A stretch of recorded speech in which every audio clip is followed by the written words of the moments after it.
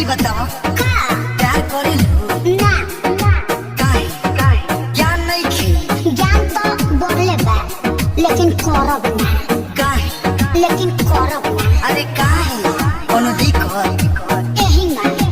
ई ना हाँ हाँ एही ना भाव सुनो भइलु मिरिया ताहार 16 बरिस के होई तोहर प्यार